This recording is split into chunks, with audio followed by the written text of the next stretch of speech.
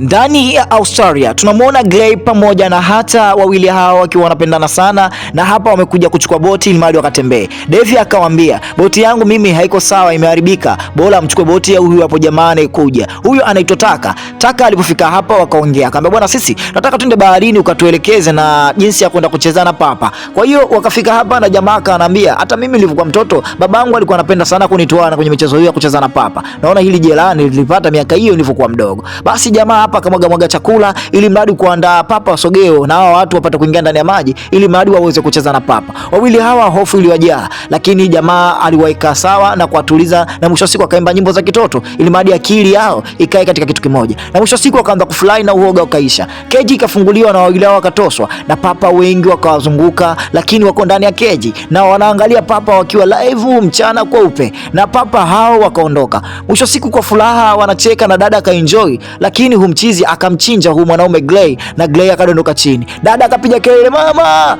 Siku ya pili ndo mwanadada Zipo akiogelea. Baadaye kidogo hapa tunamkuta Moses akiwa anamuuliza Keshia, bwana nataka betri la kwenda kuamshia gari yangu imezima. Na dada huyu alimwambia mimi ninao, twende nitakusaidia. Walitoka kidogo nje na bidada alikuja alika mambo yake sawa na kumwaga takataka. Na mwisho siku mpaka ndani ya gari yake hapa akamwambia bwana hakika nakupa lift tu mshikaji wangu. Akamwambia hamna shida, mimi nitakulipa. Na wakaanza kufahamiana na kuongea kidogo na kuendelea kujuana. Hamna shida bwana, nitakusaidia tu bila chochote kitu. Na dada alikutaba Volvo imepakiwa, kaona kweli mchizi hela ipo umatemate unaongea. Basi jamaa katika kujuana na kumshukuru kwa sababu gari yake alishaamshiwa. Basi wakaongea pale na mwisho wa siku wakaagana, na dada akamwambia hakika nitashukuru sana kama nitakuwa mgeni wako. Na kweli walikutana usiku, mikamue kaendelea. Kini cha ajabu kuna mtu anatupa funguo ya bidada, na dada huku wamechoka hoi hoi. Yani show ilikuwa kali sio kitoto, na mchizi kabidi aje kuandaa chakula hapa ili mradi kidogo alao apate nguvu. Na alipotoka bidada alikuwa tayari ashatimuka,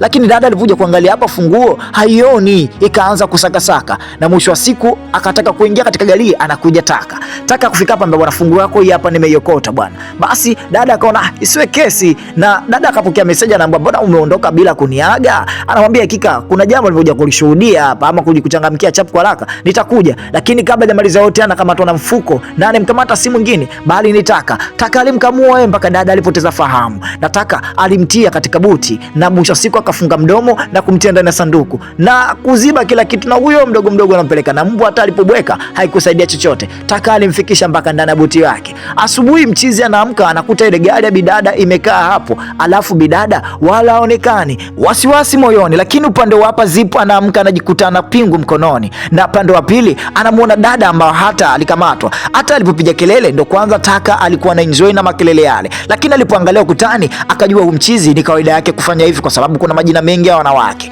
Wakaanza kushauriana. Bidada hata analia, anasema sijui kama nitamwona mamangu mimi. Na dada anamwambia Zipo usilie, ukilia utazidi kuchanganyikiwa. Upande wa mpili msela anaona gari ya bibi Zipo ikivutwa, ikabidi moja kwa moja aende mpaka kwa mapolisi na kutoa taarifa. Polisi alimwambia jina lake anaitwa nani kamili, akamwambia mimi namjua Zipo kama Zipo. Akamwambia kama jina lake ni Zipo, jina la babake ulijui, tutaendelea kufanya uchunguzi. Upande wa hapa bidada hata amekaa anamwambia hakika Gray amekufa mbele ya macho yangu, nilikuja mimi na Gray. Anamwambia hakika kama aliua basi na sisi hata shindwa kutuua, inaonekana humchizi tabia yake ni kuua. Kwa hiyo wamekaa hapa wakiwa wanacheka huku wanajiuliza, je, hizi sidilia zinaweza kutusaidia? Basi wakaanza kuvua sidilia ili mradi waweze kutoa hizo pini, ikiwezekana wajifungue. Lakini punde tu mchizi Taka anaingia. Taka aliingia na vyakula na kuwapa. Dada alikimbilia hata na kufakamia, lakini Zipo alikuwa anataka, anamwambia hakika nitaanza na huyu nitamaliza na wewe, hakika nawapenda sana. Basi bidada akatoa ile sidilia yake ilofungua ile pingu na kumpa mwenzie, lakini kumbe chakula kilitiwa dawa,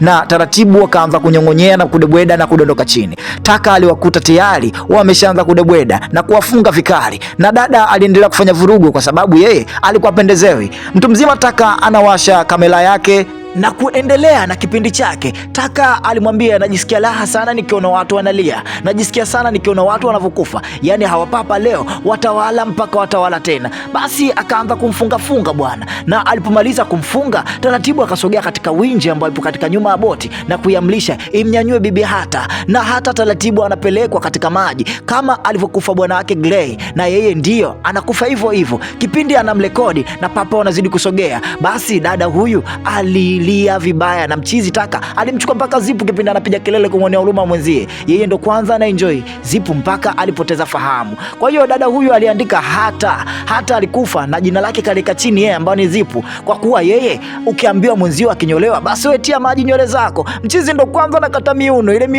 miuno zaidi ya Harmonize, na anachukua kanda wake aliorekodi kwenye tukio la dada hata. Basi mchizi huku anaandika sasa ni zamu ya Zipu akiwa anajiandaa, Zipu akiwa hajui kitu gani ambacho kinaendelea, huku mchizi yuko na simanzi, mchizi haelewi, mchizi majonzi kwa sababu bidada akampata kwa muda mdogo na dada akamfurahisha kamkonga nyoyo yake. Basi mchizi anaingia katika dimbu la mawazo. Hata kama ilivyokuwa kawaida yake alileta chakula na Zipu alimwambia, hakika sina haja ya chakula chako, pengine umenekea sumu na ikiwezekana nenda kaniwe tunao papa, lakini chakula chako sili. Dada akawa mkali na hata akacheka akamwambia, dawa yako iko jikoni. Lakini bidada hapa akaona ndoo na ndoo hii ina mshikio, akakata ule mshikio na kama silaha ya kujilinda. Mchizi kaangalia X we, alipomaliza kuangalia matokeo yake akachukua dawa zake kaenda sindano kaziandaa kama kalivyo kawaida yake. Zipu akajifanya kama kalala, na jamaa alipomtia kumchoma kidude akaenda akapiga kichwa katika kitanda na kupoteza fahamu. Dada taratibu anajifungua ile pingu, lakini hata aliamka tena na kumshika, lakini Zipu alitaka kutoka na hata alichomoa ile kitu alichochomwa na kuanza kushindana nguvu katika huo mlango. Bidada akaona siwe kesi, gombana na mlango, ameacha nikimbie. Na jamaa anakuja anamchoma tena sindano katika mguu, lakini bado dada alitoka nje na akashika microphone na kusema jamani, msaada, lakini radio call yule kwa ifiki kokote. Pembeni yake akaona boti ambao watu wanakula bata, ikabidi awaite, lakini sauti yake kaifiki kokote, na akachukua ile kamera ya mchizi akaitosa ndani ya maji akasema da, na yeye mwenyewe akajiingiza. Mchizi Taka amini akajua, lakini huyu ni wa kwangu, tumwache ogelee. Basi dada akiwa anaogelea, lakini taratibu nguvu naye zikamuisha na ikawa nyepesi tena mchizi kumchukua. Lakini hapa kuna baadhi ya vitu vimeonekana na maaskari wamekaika kama uzio na mchizi kutaka kufuta ushahidi, lakini kuna akili hapa anaipata, kama kuna hapo fulani ambao ukiiweka inaangalia matukio yote ya kamera zote ambazo ziko barabarani. Mchizi akatumia ile kamera na mwisho siku akapata ushahidi kama kuna gari ambayo ilimchukua bidada na akaitumia kwa sababu alikuwa tayari ameishuku. Na huku mchizi anatoka hapa kwenye eneo lake kwenda kuchukua kamera nyingine kwa sababu bidada kamera ameitia ndani ya maji. Huku simu inaita na mchizi anaendelea kupiga simu, lakini wakupokea kuna, na mwana hapa amekuja kutafuta kamera nyingine kwa sababu simu yake aliacha nyumbani. Basi mwana alipata kamera mpya na mchizi taratibu anakuja, lakini hapa jamaa alimuona tena mdada mwingine akasema huyu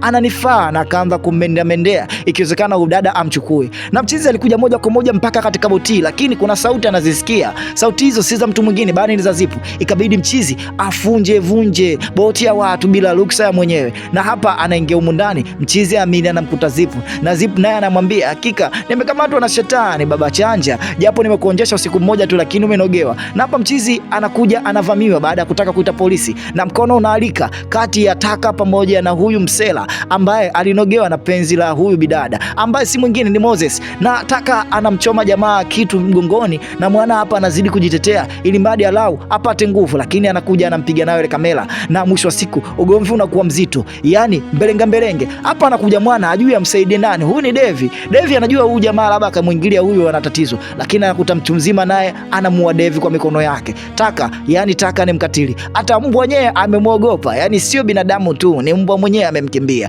Upande hapa mchizi anaangalia asema wapeleke wapi, ngoja niwapeleke kiswa fulani nikawaue vizuri. Wakiwa wako mbaloni, mume ama mchizi na demu wake wote wamekamatwa. Zipu amekamatwa na Moses amekamatwa, na dada anamwambia hakika nilinogewa na usiku ule na umenifurahisha sana, na sio kama labda niliondoka kwa makusudi. Taka anakuja anamwambia hakika muda umefika wa show, kama mnaweza njoeni katika show tuingie tuone jinsi mnavyo enjoy. Basi dada akamcheke baloni Moses na kumwambia Moses, namua mbele ya macho yako, huyu si ndo bwana wako mwenye kimbelembele anajifanya kusaidia watu. Kwa hiyo kumweka Moses na papa taratibu akaanza kuja, na papa wakasogea wengi, na mchizi akamwaga damu mpaka akamwaga tena damu. Lakini hawa watu wamekuja, mchizi akaandaa kamera yake aone kama mchizi ataliwa, lakini papa hawakumtaka leo Moses, walimzunguka na papa hao wakaondoka. Kwa mchizi hapa kama kazogoka, lakini ilibidi sasa jamaa amtoboe ili mradi damu, papa na damu ni kitu kimoja. Na papa anaposikia shombo hii kidogo anakuwa na shida, lakini ghafla Mungu alisaidia, kulikuwa na helikopta inapita juu,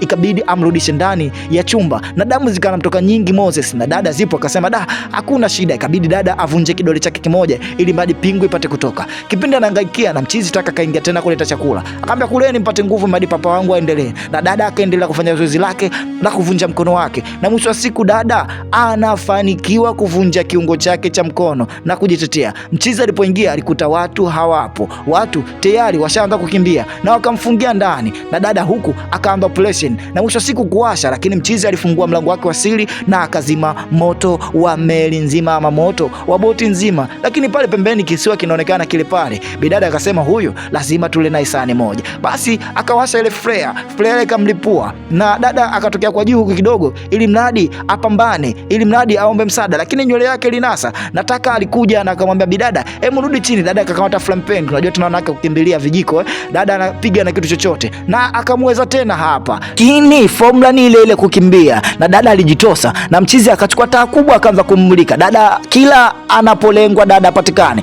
Mchizi kabidi achukue speedboat ili mradi amfuate huku nchi kavu, na dada akaja akakamatwa tena kiwepesi, na dada akarudishwa tena katika boti. Sasa hivi ni zamu ya dada kuninginizwa na bwana wake Moses kuwekwa katika kiti ili mradi Moses ashuhudie demu wake kipindi anakufa. Yeye ndo anapenda matukio yao. Ukimwona mwenzio anakufa anajisikiaje? Basi kipindi jamaa anamshusha bidada taratibu, papa wengi wakaanza kumzunguka, lakini papa hawa walikuwa so wakali kama papa wa sehemu ile, na jamaa ikabidi awachome papa na kuatia hasira papa. Basi papa kipindi anashughulika na papa na jiti lake, na mchizi ikabidi atoke hapa na kujivuta tena dada taratibu, kujivuta na ule ndoano, kwa papa hawa hawakumzuru. Kwa hiyo mchizi anajikuta anakata kamba hii ili mali bidada huyu aliwe na papa, lakini papa alimaki sura yake akajua huyu si ambaye ameniumiza, ngoja niachane naye, na dada taratibu anapanda juu ya boti, na huku wakawa wanaviziana, na mwisho siku akamchoma na ule mkuki ambao umekaa pale, na papa akulemba, na papa akaishi naye taka kama jinsi alivyokuwa na wenzie, na papa alilipiza kisasi chake. Lakini kutokana kamba ilikuwa imemfunga bidada na papa kaanaondoka, basi dada huyu alijitahidi sana hii kamba isimpe shida. Dada akachukua flare na kuwasha juu kwa ishara ya kuomba msaada, watu ambao wataona waje wawasaidie. Lakini hali ya Moses ilikuwa tayari mdabwado, ameshachoka mpaka amechoka tena. Moses nguvu zimemwisha. Oya wanangu, walibahatika kutoka. Kama mnapenda movie kali kama hizi na simulizi tamu zilizotulia, ni hapa Tam TV. Usisahau kutufollow, usisahau kusubscribe. Ciao.